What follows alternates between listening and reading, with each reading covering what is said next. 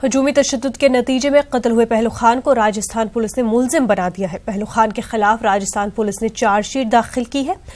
Chargesheet में मकबूल पहलू खान के 2 बेटों और ट्रक के मालिक को भी मुलजिम बनाया गया है। इस ट्रक के जरिए जानवरों को मवेशी मेले से खरीद कर लाया जा रहा था। ये चार्जशीट राजस्थान में कांग्रेस हुकूमत के इक़्तिदार में आने के बाद तैयार की गई है। पहलू खान पर गाय की स्मगलिंग का इल्जाम लगाया गया है। राजस्थान के वजीर आला अशोक गहलोत ने पहलू खान मामले पर कहा है कि अगर इस मामले में फिर से जांच की जरूरत पड़ी तो जरूर कराई जाएगी। चालान अलग पेश हो चुका है जिन्होंने उनको मारा, जुडिशरी के अंदर है, सब जुडिस है। और ये जो केस है, ये केस है 2 लड़के जो पहलू खान के थे वो और जो ट्रांसपोर्टर था वो। पिछली गवर्नमेंट तफ्तीश हुई उसकी, पिछली गवर्नमेंट तफ्तीश हुई और तफ्तीश पूरी करके चार्जशीट पेश करी कोर्ट के अंदर वहाँ पर 30 दिसंबर को 18 को, ठीक है। उसके बाद में क्योंकि वो बच्चे जो थे उनके वो हाईकोर्ट में गए हुए थे, डिस्ट्रिक्ट कोर्ट में गए पहले, फिर हाईकोर्ट में गए अंतिम जमानत लेने के लिए, एंटीसिपेटरी बेल लेने के लिए। उनको बेल मिल गई वो, तो कोर्ट ने कहा जब तक आप लेके नहीं आओगे मुलजिम को तब तक हम चालान पेश नहीं कर सकते, चालान पेश नहीं कर सकते। जब मुलजिम पेश हुए तो इन्होंने चालान पेश कर दिया। अब जब ये केस चालान पेश हुआ है तो हमारा काम देखने का तफ्तीश किस प्रकार की हुई है। अगर तफ्तीश में गड़बड़ पाई गई तो हम वापस तफ्तीश करवाएंगे उसकी। नाजरीन, इस पूरे मामले को लेकर के अज़ीज़ ओवैसी ने ट्वीट भी किया है। उन्होंने लिखा है, बरकरार में कांग्रेस बीजेपी का ही नक्श है। राजस्थान के मुसलमानों को ये समझ लेना चाहिए। कांग्रेस के एजेंट्स फर्द और तंजीम को मुस्तरद करे, अपना आजादाना सियासी प्लेटफॉर्म बनाए। 70 बरस का अरसा तवील होता है, मेहरबानी करके सोच बदले। हमारे साथ हमारे नुमाइंदे अरबाज इस वक्त बराह रास्त जुड़े हुए हैं। अरबाज, आपसे जानना चाहेंगे कि पहलू खान का जो ये पूरा मामला है उनको लेकर के, जहां उनको इंसाफ की उम्मीद की जा रही थी कि उनको इंसाफ मिलेगा, लेकिन उल्टा यहाँ पे ये देखा जा रहा है कि उनके ही खिलाफ जो है चार्जशीट दाखिल की जा रही है, उनको ही मुलजिम बना के पेश किया जा रहा है। इसको लेकर के क्या मजीद आपको डिटेल्स मिल पा रही है, क्या अपडेट्स मिल पा रहे हैं और कैसा रिएक्शन देखने को मिल रहा है?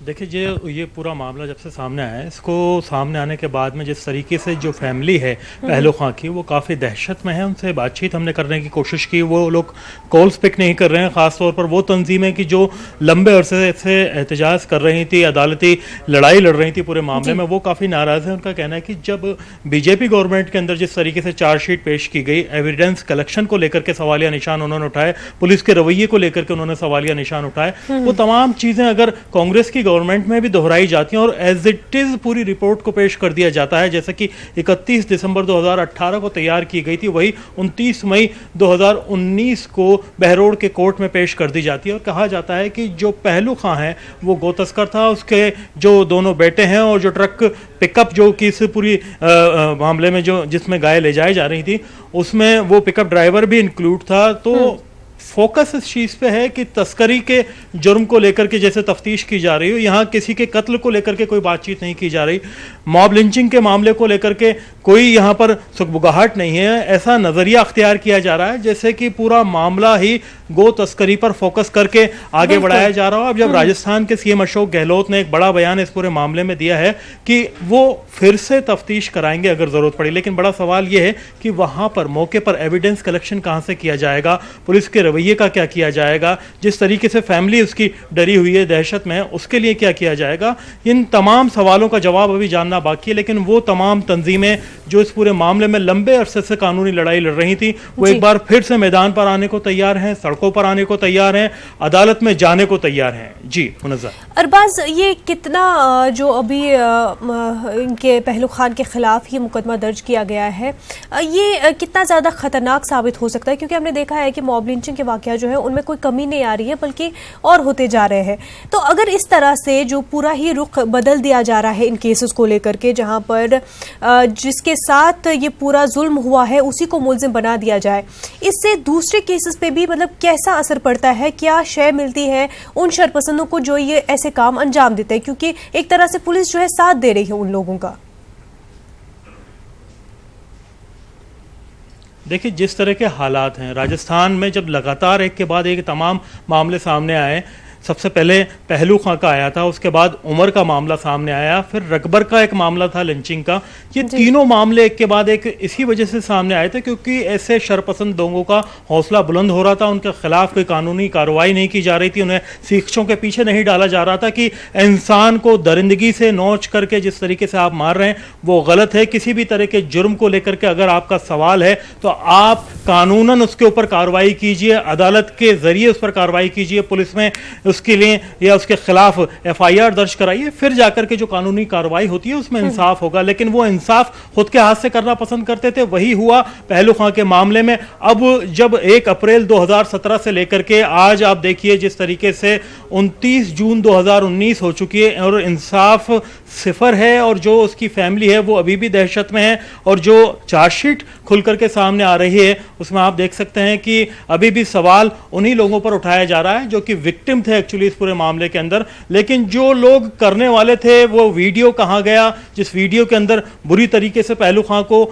जयपुर और दिल्ली के हाईवे पर दौड़ा दौड़ा करके पीटा जा रहा था, वो तमाम लोग जो एक दूसरे का नाम लेकर के बाकायदा कह रहे थे कि इसे कैसे पीटा जाना चाहिए, उसे रिकॉर्ड पर कहीं लिया ही नहीं गया है। वो अगर जब तक रिकॉर्ड पर नहीं लिया जाएगा, एविडेंस जब तक सही तरीके से पेश नहीं किए जाएंगे, तब तक चार्जशीट को लेकर के उठाए जाने वाले तमाम सवाल बेकार हैं। क्योंकि अदालत के अंदर भी अगर राजस्थान की सरकार जिस तरीके से कह रही है कि दोबारा जांच कराएंगे, सिस्टम उसको अगर सपोर्ट नहीं करता, एविडेंस अगर उसको सपोर्ट नहीं करता है, तो वो वहां पर भी मुंह कर के खाएंगे और उनके जो तमाम वहां पर दलीलें हैं वो कमजोर साबित होंगी। ऐसे में बड़ा सवाल यह है कि पहलू खां के मामले में जिस तरीके से तंजीमें यहाँ सवाल उठा रही हैं कि अब ये जांच एसआईटी को दी जानी चाहिए ताकि दूध का दूध और पानी का पानी हो सके, उसे लेकर के सरकार का रवैया क्या रहता है। जी अरबाज, जो ये चार्जशीट है इसको किस बेसिस पे किया गया है? क्योंकि जब ये हादसा हुआ था, पहलू खान के बेटे भी उस वक्त वहीं पे थे और उन्होंने वो पेपर्स उनको दिखाए भी थे और उसके बाद भी प्रोड्यूस किए थे,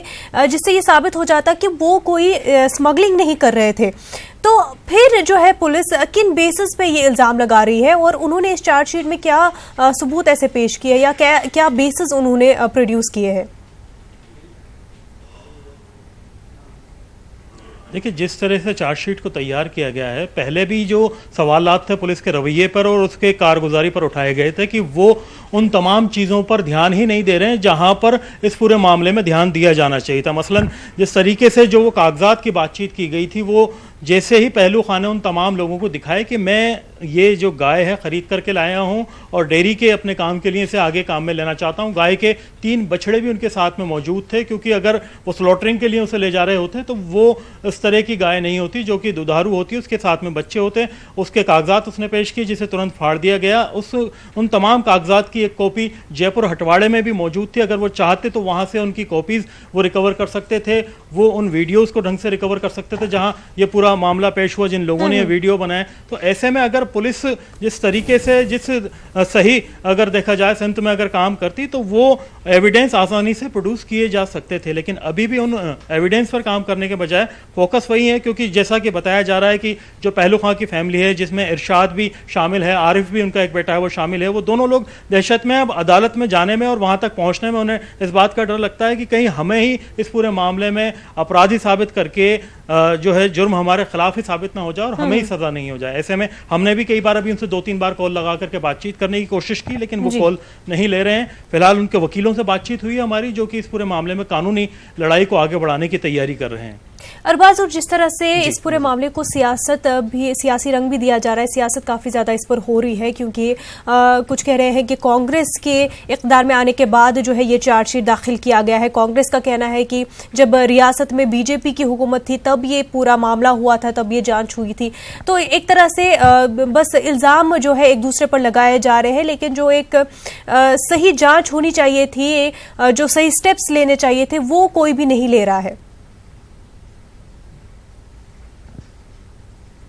देखिए, जिस तरह के हालात सामने आए हैं मुनज़्ज़ा, आप देखिए एक राजस्थान का जो सबसे बड़ा जिम्मेदार इंसान है जो कि चीफ मिनिस्टर है, वो ये कहता है कि अगर कुछ भी गलत हुआ है या कुछ भी गलत तरीके से पेश हुआ तो हम उसमें दोबारा जांच कराएंगे। यानी कि अभी तक उन्होंने जो बातें कही थी वो उनकी मॉनिटरिंग के अंडर में वो चार्जशीट आई ही नहीं, उन्होंने उसे गौर से देखा ही नहीं, उन्हें ये पता ही नहीं है कि चार्जशीट में पेश क्या किया गया है। क्योंकि इससे पहले जो कांग्रेसी जो तमाम जिम्मेदार बड़े यहाँ पर सियासतदान हैं, उन तमाम लोगों के दावे थे कि वो पूरी तरीके से मॉब लिंचिंग के खिलाफ है और उसके खिलाफ खड़े रहेंगे। आज भी उन्होंने एयरपोर्ट पर जो बयान दिया है उसमें चीफ मिनिस्टर ने यही कहा है कि जरूरत पड़ने पर हम दोबारा जांच कराएंगे। लेकिन क्या इस 6 महीने के लंबे वक्फे के दौरान उन्हें जरा भी इस पर नजर नहीं डालनी चाहिए थी और देखना चाहिए था कि आखिरकार हो क्या रहा है और नतीजे कागज पर क्या सामने आ रहे हैं और जबानी जो बयानबाजियां हो रही हैं वो क्या हो रही हैं? क्योंकि दोनों चीजों में बहुत बड़ा फर्क है और अभी भी दूसरी जांच आएगी, उसके बाद में देखा जाए। क्योंकि ज्ञानदेव आहूजा जो कि बीजेपी के वाइस प्रेसिडेंट है राजस्थान में, यहाँ पर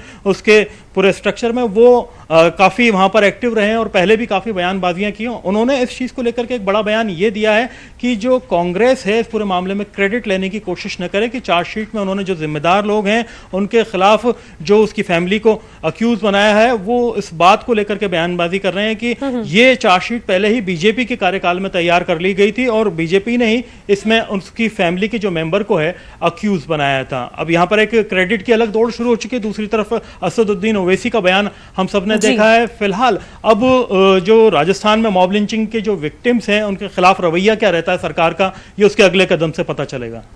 बिल्कुल, अब देखना होगा अरबाज कि इस पूरे मामले को लेकर के जो सही में कसूरवार है क्या उन्हें सजा मिलती है या जो बेगुनाह थे जिन पर जुल्म हुआ उल्टा उनको ही और भुगतना पड़ेगा। बेहद शुक्रिया अरबाज आपका। कांग्रेस लीडर राशिद अल्वी का इस मामले पर क्या कुछ कहना है, आइए सुनते हैं। दुनिया में नहीं है, कानूनी एतबार से उसके खिलाफ चार्जशीट हो ही नहीं सकती है और उनके दोनों बेटों के खिलाफ चार्जशीट है। ये बिल्कुल गलत है, इस केस को विड्रा करना चाहिए। इसको मैं अशोक गहलोत जी को चिट्ठी भी लिख रहा हूँ। जमीयत उलमाए हिंद के गुलजार आजमी ने कहा कि कांग्रेस और बीजेपी में कोई फर्क नहीं है। अशोक गहलोत की मुस्लिम दुश्मनी सभी के सामने आया है। हुकूमत बदल जाने से जो पुलिस है उसकी जहनियत नहीं बदलती, वो तो उसी धड़ल्ले पे चलते हैं। हाँ, अगर हुकूमत बदलने के बाद ईमानदार लोग आए और उनमें ये हो कि लोगों को इंसाफ मिलना चाहिए तो फिर वो मजबूर करते हैं पुलिस वालों को कि वो अपने सही तरीके से काम करें, तहकीकात करें।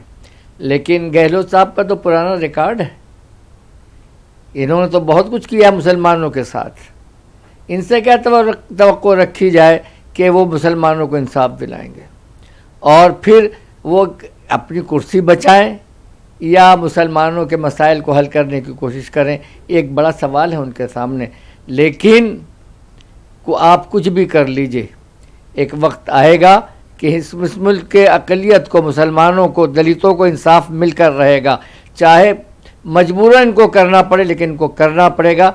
इसलिए कि अब सिर्फ जो कुछ हिंदुस्तान में हो रहा है मुसलमानों और दलितों के साथ, वो सिर्फ हिंदुस्तान ही में नहीं रहता, अब वो तो हिंदुस्तान के बाहर अमेरिका में भी उसके ताल्लुक़ से पूछगछ होती है, लोग सवालात उठाते हैं। अगर हुकूमत मुसलमानों को इंसाफ दिलाएगी और उस मुकदमे को वापस लेगी तो उसके हक़ में बेहतर होगा, वरना मुकदमा तो इंशाअल्लाह हम जीत के रहेंगे। पहलू खान मामले में आपके राज्यसभा मेंबर संजय सिंह ने सख्त रद्द-ए-अमल का इजहार किया है। संजय सिंह ने कहा है कि राजस्थान पुलिस ने मकतूल को ही मुजरिम बना दिया है। संजय सिंह ने गहलोत हुकूमत ने मामले की अज़-सिरे नौ जांच कराने का मुतालबा किया है। खान के मामले में पहले तो किसी को दोषी ही नहीं मान रही थी वहां की पुलिस, किसी को दोषी नहीं। एक आदमी की हत्या हो गई, उसकी मौत हो गई, वो मर गया, लेकिन उसमें कोई दोषी ही नहीं था, कोई मॉब लिंचिंग नहीं हुई, कुछ नहीं हुआ उसके साथ, ऐसा राजस्थान की पुलिस कह रही थी। अब जिसकी हत्या हुई उसी को आरोपी बना दिया गया। वहां पर कांग्रेस की सरकार है, गहलोत जी की सरकार है, उनको चाहिए कि इस पूरे मामले की पुनर्विवेचना कराएं, पुनर्जांच कराएं और री इन्वेस्टिगेशन करा के इसके सच को सामने लाया जाए। जो लोग दोषी हैं उनको सजा मिलनी चाहिए। और इतना विलंब क्यों होता है ऐसे मामलों में? इसमें फास्ट ट्रैक कोर्ट बनना चाहिए, 6 महीने के अंदर सुनवाई होनी चाहिए। जो दोषी नहीं है उसको आप दोषी बना रहे हो, जो दोषी है वो खुलेआम घूम रहे हैं, तो ये तो ठीक नहीं है। मुझे लगता है फास्ट ट्रैक कोर्ट बना के इन मामलों को चलाकर और जो भी लोग इसमें दोषी हैं उनको सजा मिलनी चाहिए। मुल्क में बढ़ते हुए हुजूमी तशद्दुद के वाक़यात के खिलाफ मुसलमानों ने उत्तर प्रदेश के बुलंदशहर में एहतजाजी मुजाहिरा किया। मुजाहिरीन हाथों में तख्तियां लिए हुए थे जिन पर तबरेज़ को इंसाफ दो लिखा हुआ था। मुजाहिरीन ने सिटी मजिस्ट्रेट को मेमोरेंडम सौंपा। लोगों ने मुतालबा किया कि हुजूमी तशद्दुद के खिलाफ सख्त कानून बनाना चाहिए और मुल्ज़िमीन को सख्त सजा दी जानी चाहिए। प्रधानमंत्री भारत सरकार ये झारखंड में जो एक दुर्घटना हुई थी उसके संबंध में जमीयत उलमा हिंद बुलंदशहर की शाखा ने जो है एक महामहिम राष्ट्रपति जी के लिए एक ज्ञापन दिया हुआ है और इस ज्ञापन को मैंने प्राप्त कर लिया और जिलाधिकारी महोदय के माध्यम से मैं इसको महामहिम राष्ट्रपति महोदय को प्रेषित करूँगा। पूरा मामला ये है, अभी जो हाल ही में झारखंड में जो तबरेज़ अंसारी की जो निर्मम हत्या की गई है, ठीक है, उसके खिलाफ जो है हमारा ये विरोध प्रदर्शन है कि उसको एक तो इंसाफ मिले और इस तरीके की जो घटनाएं देश में लगातार बढ़ती जा रही हैं दिन पर दिन, इन पर जो है प्रधानमंत्री जी उनसे हमारा निवेदन ये है कि उन पर इस घटनाओं पर अंकुश लगाएं और जो लोग इन चीज़ों को कर रहे हैं उनको सख्त से सख्त कार्रवाई के तहत उनको सख्त से सख्त जो है कड़ी सजा दी जाए। इस वक्त एक बड़ी खबर भोपाल से आ रही है। आकाश विजयवर्गीय मामले पर अदालत ने फैसला रखा महफूज। खसूसी अदालत में हुई जमानत की अर्जी पर समाअत। लंच के बाद अदालत सुनाएगी फैसला। इस वक्त यह खबर हम आपको बता रहे हैं जो कि भोपाल से है। आकाश विजयवर्गीय मामले पर अदालत ने फैसला महफूज रख लिया है। खसूसी अदालत में जमानत की अर्जी पर समाअत हुई। अब लंच के बाद अदालत फैसला सुनाएगी।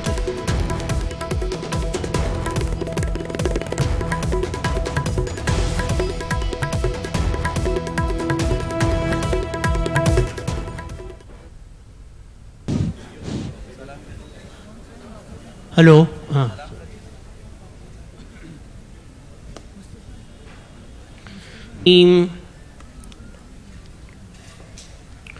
बिस्मिल्लाहिर्रहमानिर्रहीम इल्ला मा हर्रम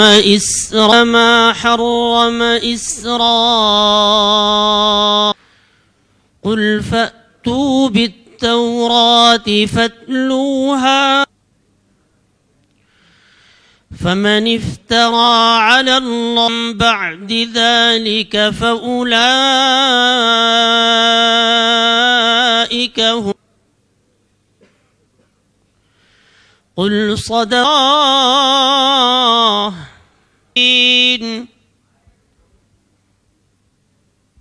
إن أول بيت وضع للناس لك هدى لله। नाजरीन, मुख्तार अब्बास नकवी मुंबई में हज हाउस हज कमेटी ऑफ इंडिया के हज हॉल का इफ्तिताह कर रहे थे। आगे बढ़ते हैं। विजयवाड़ा में तेलुगु देशम दौरे हुकूमत में मस्जिद को मुनहदम करते हुए होटल तामीर की गई थी। आज मस्जिद अबू बकर वेलफेयर सोसाइटी की जानिब से विजयवाड़ा में एहतजाज किया गया। इस दौरान मस्जिद इंतजामिया ने मीडिया को बताया कि तेलुगु देशम के दौरे हुकूमत में मुसलमानों की इबादत गाहों को नुकसान पहुंचाया गया है। इसकी एक मिसाल मस्जिद अबू बकर है। इस मस्जिद को मुनहदम करते हुए न्यूट्रल होटल तामीर की गई है। मस्जिद इंतजामिया ने न्यूट्रल होटल की तामीर को गैर कानूनी बताते हुए इस होटल को मुनहदम करने का वज़ीर आला जगनमोहन रेड्डी से मुतालबा किया और इसी मकाम पर दोबारा मस्जिद की तामीर का मुतालबा किया।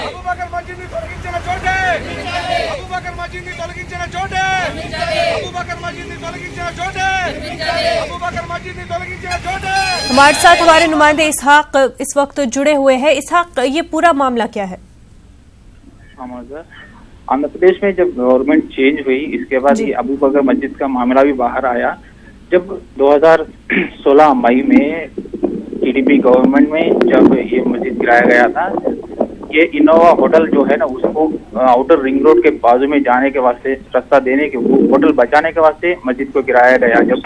जब मुसलमानों पूरी कमेटी और जो है ना सब कलेक्टर और सब कलेक्टर जाके मिले, उसके बाद भी वो रोके नहीं, मस्जिद को पूरे इस तरीके से गिरा दिया गया। उसके बाद जो है ना ये मामला बहुत दिन चला, कुछ लोग ने जाकर रिप्रेजेंटेशन दी है, उसके बाद धरना हुआ, उसके बाद आज जबकि जगन सरकार जो है ना इलीगल जो कंस्ट्रक्शन है उसको गिराने का निर्णय लेके सामने जा रहे हैं, जबकि वो प्रजावेदी का गिराए और उसके बाद जो है ना सीएम का घर जो है ना वो भी गिराने के वास्ते नोटिस दिए। इसके बाद जो है ना जो अब ये अबू बकर मस्जिद वेलफेयर सोसाइटी वाले बाहर आए और आके ये डिमांड करते हैं कि जहाँ पे अबू बकर मस्जिद को गिराया गया वो उसी जगह पे मस्जिद को फिर से तामीर करनी जरूरत है। और जो है ना जो होटल जो है ना जिस होटल के बचाने के वास्ते मस्जिद को गिराया गया उसको होटल को पूरे इलीगल से कंस्ट्रक्शन है उसको भी गिराने की डिमांड कर रही है।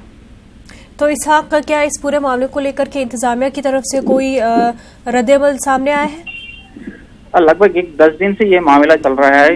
कलेक्टर को जाके मिलके ये पूरी एक रिप्रेजेंटेशन दी है। उसके बाद जो है ना माइनॉरिटी मिनिस्टर जो है ना उनको भी जाके एक रिप्रेजेंटेशन दिया गया कि मस्जिद के जहाँ पे गिराएगी वहाँ पे फिर से तामीर करनी पड़ेगी।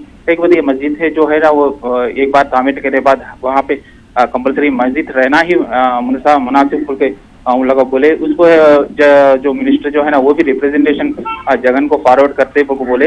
अब जो है ना ये जो है ना लगातार क्या बोले थे पूरा नेशनल हाईवे पे बाजू रहता और इनर रोड के पास रहता, तो ये कंपलसरी फिर से बनाने की ये जो डिमांड है YSRCP के साथ और दूसरे जो जमात है इस्लामी जमात और जो दूसरे है वो भी ये डिमांड कर रहे हैं कि यहाँ मस्जिद जो गिराई गई वहाँ पे तामीर करना बोल के डिमांड कर रहे हैं। तो इसहाक जब ये मस्जिद मुनहदम की जा रही थी तब लोगों ने एतराज नहीं जताया, तब ये कमेटी सामने नहीं आई और उनको रोकने की कोशिश नहीं की कानूनी लिहाज से कि वो इस तरह से मस्जिद को मुनहदम नहीं कर सकते और वहाँ पे कोई होटल गैर कानूनी तरीके से नहीं बना सकते?